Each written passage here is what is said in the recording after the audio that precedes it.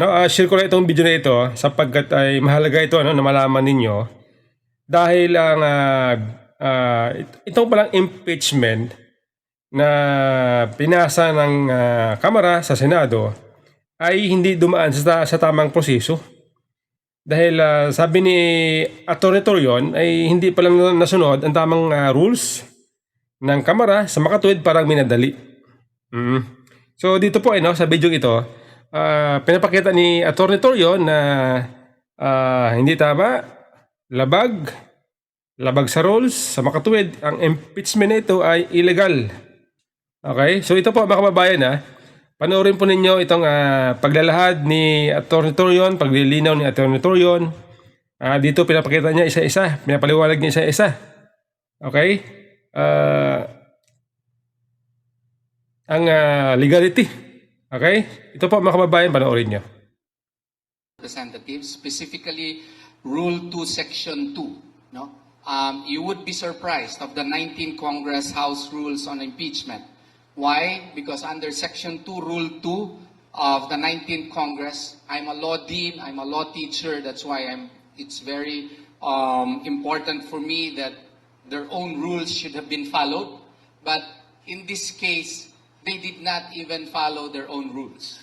Because in Section 2, mode of initiating impeachment, it reads, impeachment shall be initiated by the filing and subsequent referral to the Committee on Justice of, number 1, a verified complaint for impeachment filed by any member of the House of Representatives, or a verified complaint by any citizen upon a resolution of endorsement by any member thereof, or a verified complaint or resolution of impeachment filed by at least 1/3 of all the members of the House. So this means that even if you have 1/3 vote, if you follow their own rules, Rule 2, Section 2, that should have been referred first to the Committee on Justice. And then, even Section 3 of the House Rules on Impeachment, it reads also, it is the duty of the Secretary General to immediately refer any complaint to the Speaker of the House. And under the last paragraph of Section 3, the Speaker shall have it included in the order of business within 10 session days from receipt. It shall then be referred to the Committee on Justice within 3 session days thereafter.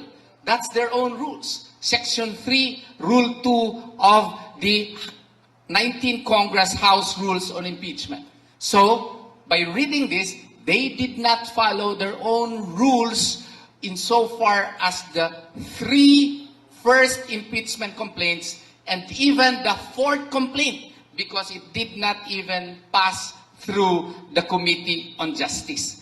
And then finally, Rule 4, Section 14 of the 19th Congress Rules of Procedure, it even states that the verified complaint shall have specific recitations in the verification.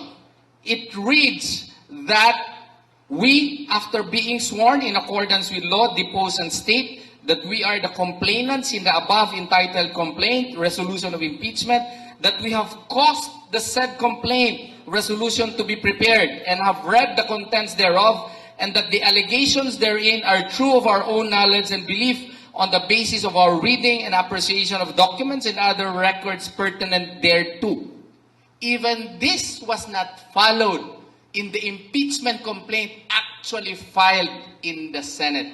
So we have here a situation where the House of Representatives did not even follow their own rules and rushed in a blitzkrieg fashion the filing of an impeachment complaint against the Vice President of... Kaya nga sinasabi natin na kapag ang tamang rules sinunod nila, malamang at sa malamang talagang hindi ito aakyat sa Senado. Hindi ito papasa sa committee ng mababang kapulungan ng Kongreso. Kung sinunod din ang tamang proseso, kaya lang dahil sa hindi natin malaman kung anong dahilan, biglang naipasa, nakalikom ng 250 na signatures, kaya agad-agad na ipasa sa Senado. Okay? So, kaya sabi natin, iniisip natin, na kung ang Senado, pag naging partial, naging neutral sila, kung pagbabasihan ng ang ebidensya, ang proseso, sigurado, maa-acquit si BP Sara. Ma-acquit si BP Sara. Kaya lang, siyempre, pag umiral ang politika, ay wala na. Pagka pinairal nila yung katulad nung nangyari kay dating Supreme Court Chief Justice Renato Corona, ay wala na. Oo. Wala na. Kaya nung panahon ni Corona na siya ay na-impeach, pero sa Supreme Court, diniklarang walang pagkakasala si Corona. Yan po masakit yan. Yan po masakit kapag ang nangibabaw ay politika, yan ang masakit yan. Ngayon, ang mahirap doon sa impeachment ni Corona, siya ay namatay, ikinamatayan niya na may sama ng loob. May sama ng loob. Ang kanyang pamilya, ang kanyang reputation, sinira ng mga taong gusto lang siyang tanggalin sa pwesto kahit na walang sapat na dahilan. Kaya awang-awa po ako dun kay dating Chief Justice Renato Corona. Ngayon, tingnan nyo mga kababayan.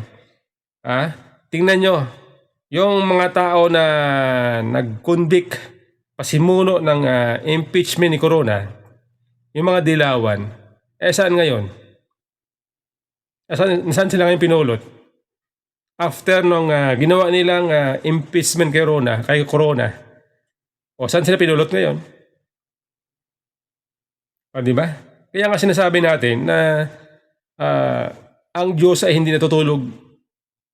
Alam ng Diyos kung ano ang totoo at hindi. Kaya sana panalangin natin na mangibabaw sana ang tama, ang pagsunod sa batas, ang tamang proseso, ang katotohanan sa impeachment nito. Kasi 32 million na Pilipino na bumuto kay BP Sara ang nagtiwala sa kanya. Tapos sa kagustuhan lang ng ilan,